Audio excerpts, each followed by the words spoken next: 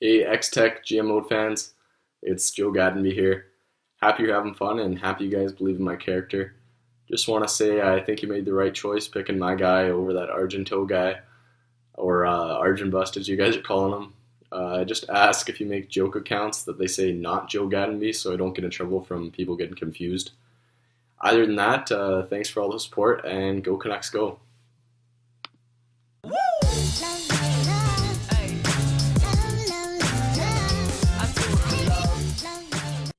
Huge shout out to Joe for doing that. Joe Gatton Beast, I should say. That was so cool of him to do that. I reached out to him and he had absolutely no problem putting that together. So again, huge shout out to him. We had a similar situation with Joe Fleshler, who came on a Pack Attack episode. So very, very cool. I just want to get this out to you guys. I didn't actually plan for this to be in this video, so I didn't even mention it throughout the entire video. We're just going to get into the episode here. But again, big shout out to Joe Gattenby. He says go Canucks go, and I say Joe Gatton Beast for the Norris Trophy. That's a class act. He's a really cool guy. Now let's get into this episode of GM Mode. What is going on, guys, and welcome back to another episode of our Vancouver Canucks be a GM Mode. So in the last one, we made that huge trade for Frazenreb, and I think I'm just gonna call him Freddy. I think that we're gonna go with Freddy here. I don't really like saying Frazenreb every single time, or Franzreb. We're just gonna call him Freddy, the German Freddy.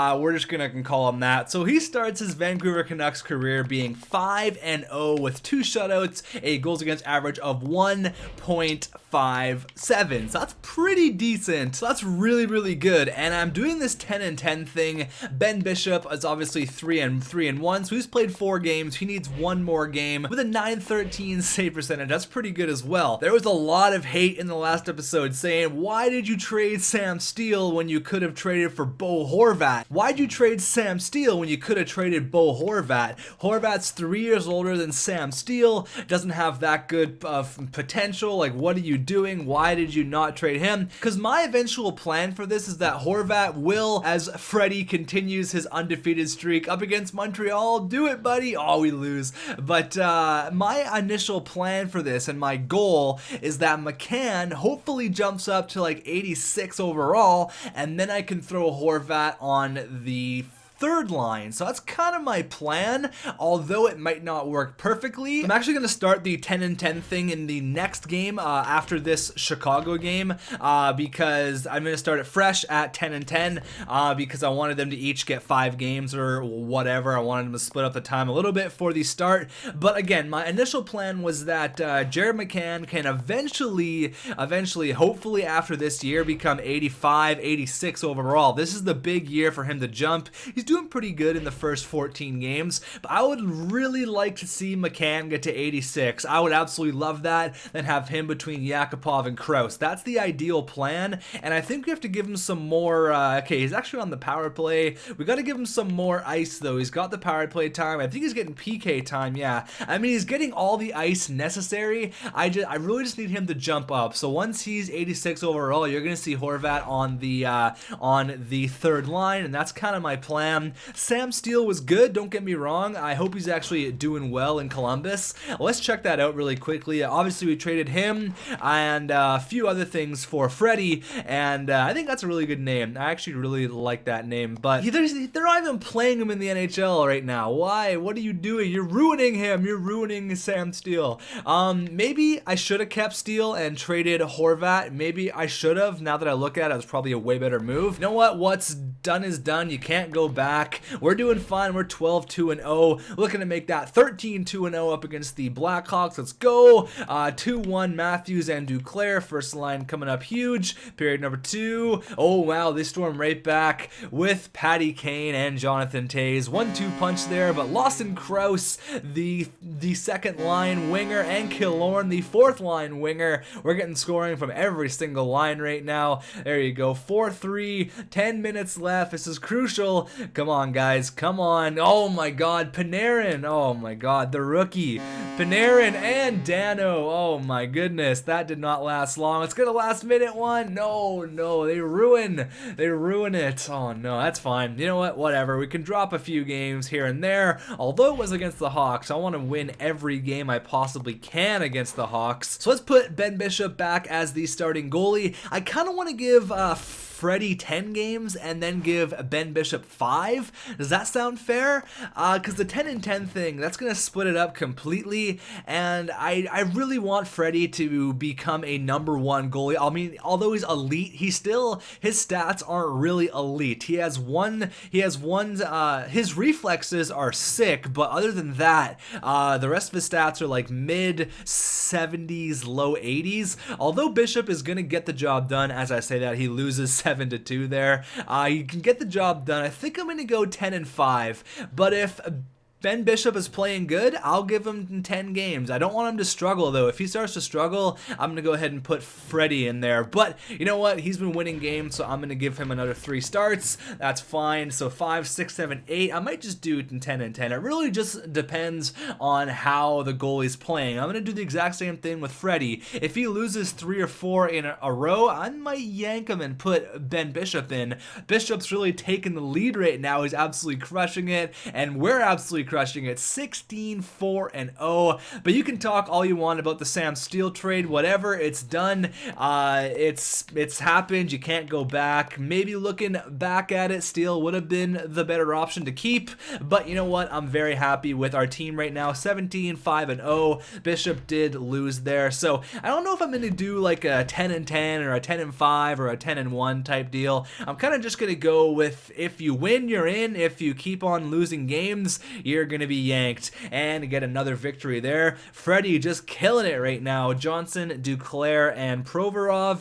This could be the year. This could be the year where we repeat. I mean, we're doing really, really good out of the first 2 months, but again, it's just the first 2 months. Anything can happen. I'm definitely gonna slow sim the game against Argon Bust there, and a 3-0 win. Like, nothing can go wrong right now. Nothing can go wrong, but the only thing that could make me really upset is if Argon Bust scores on us here against the Arizona Coyotes. So first period, 3-0. Oh my god.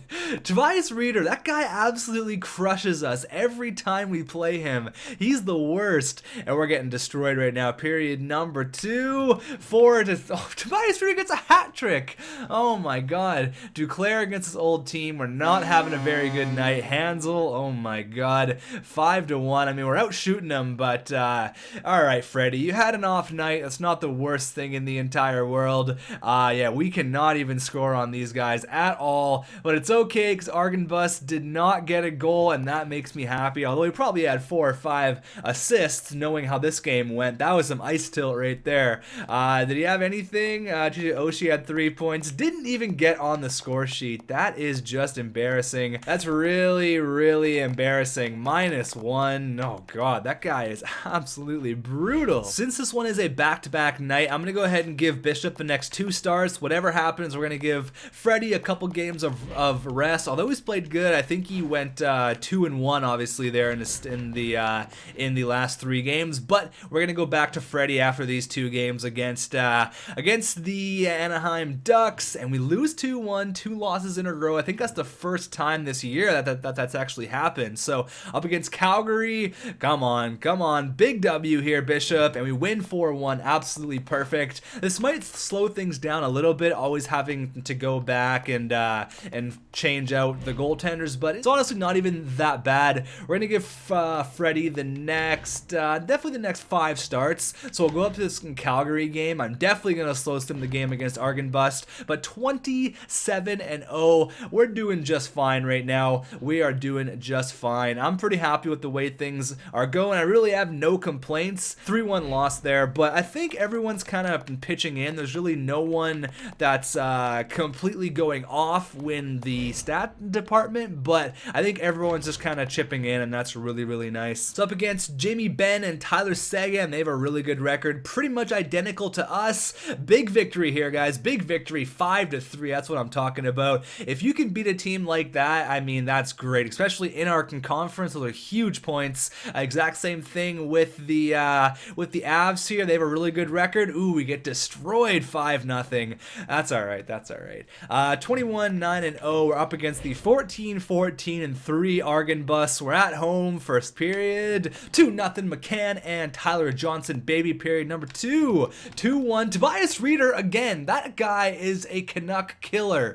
Oh my God. He just eats us alive. Bo Horvat with a big goal. Attaboy, Bowie. And we're going to absolutely stomp all on him. McCann gets his second of the game. 36 shots to a measly 23. And we get our revenge on the Arizona Argon Bus. Again, no points. No points for Argon Bus. I guess I can't really say anything because Gattenby didn't do a whole lot either. Argonto a -2. Gattenby didn't really do a whole lot. He had one shot, but he was not a minus. So that means that we won that draft. Absolutely. Let's continue on here. How many games does he have? He has 1, 2, 3, 4. So we're going to give him one more game. Then we're going to go back to Big Bad Ben Bishop. Conn Smythe winner, baby.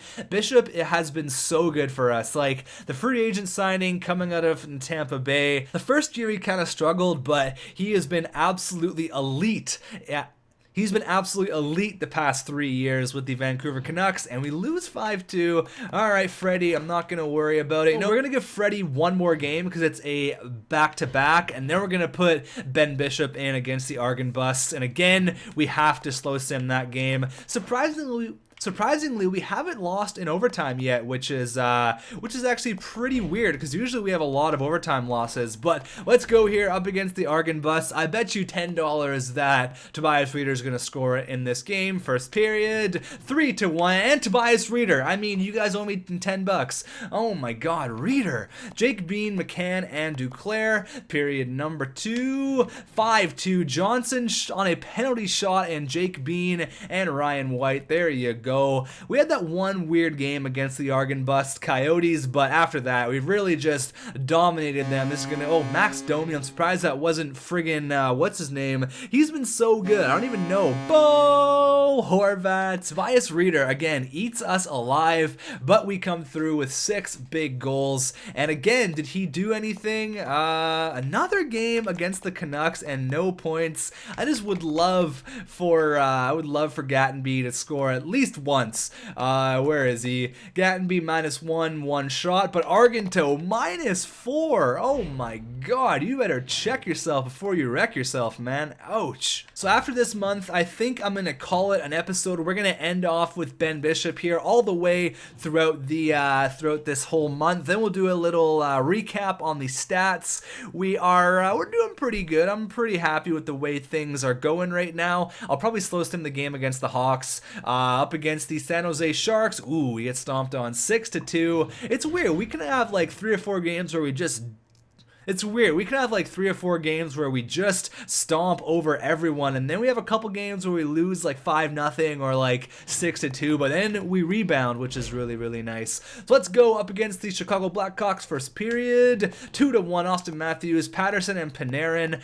Period number 2, 4-2, Provorov, Krause, and Matthews, baby. There you go. We are a sick, sick team. 31 shots to 21. We're probably gonna come out of this one with the big 2 points. That is a big W. This is going to stay that way. 4-2. That was a really big second period, and we just didn't look back after that. Played a good defensive game. Matthews with 2 points. That Gattenby with a helper. There you go, Gattenby. Attaboy. That's going to be it for this episode, though. Let's go ahead and check out the stats. We are 26-11-0. Still have yet to have an overtime loss, which is pretty impressive. Couple of big trades. Tampa Bay acquired Carl Grunstrom. Benino. I thought that was going to say Gunnarsson. And Rudy Benino. That's a great name for Jason Garrison. And then Chicago got rid of Brent Seabrook for a prospect and a pick. So that's not a bad trade there. Seabrook's probably pretty old at this point. We are number 1 in the Pacific. We're only trailing the Philadelphia Flyers by 1 point. So goals, we're not up there. Assists, we are number 8.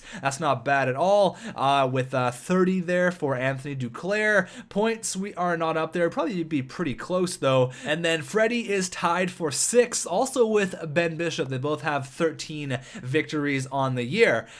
Freddie is, where is he for goals against? He's number 7, and he's not up there for save percentage, unfortunately. But let's have a look at the stats, and then we'll go ahead and end this one off. I want to have a look at our power play and stuff like that. Flyers are just killing it. Let's see here. Power play percentage, we're number 4th. So that's actually really nice. And PK, we're 25th. So maybe we'll have to work on our PK a little bit. We'll have a look here at it, and then we'll check out the player stats, all that good stuff, and then we'll call this one episode. A little bit shorter than what I usually do, but I kind of want to get your guys' feel on the penalty kill. That's really bad. 25th overall. That's not good at all. That is not good at all. Let's see here how we're doing. Points, oh my god. Johnson, Duclair, and Matthews. What more can I say about this line? They are absolutely amazing. 45 points in 37 games. Johnson's got 41, and Matthews has 34. Well, not that bad, Austin Matthews. I'm not even mad that Matthews doesn't have over 40 points. I know he can turn it on at any time, get 3 or 4 points a night.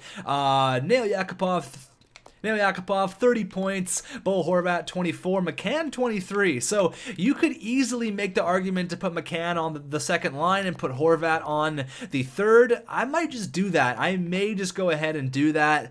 We'll see. Maybe we'll do another 10-game test in the next episode. You guys got to let me know, though. What should we do? I just really want McCann to grow to like an 86. That's all I want. Josh Morrissey, 22. Provorov, 16. Krause really not playing that fantastic. Maybe Krause will be a career third liner. He had 53 points last year, but I've noticed he may not grow to be an 86, 87 overall guy like I wanted. Jake Bean, 13 points. Gettinger, 12. Virtanen, dude, Virtanen's got to go, man. Virtanen has got to go. What did we do wrong here with Jake? I mean, I grew him through the minors. I put him on the third line. Never reached more than 29 points in a season. He's still relatively young, but I mean, do we trade this guy? Killorn, Ehlers, Gattenby with 6 points. There you go.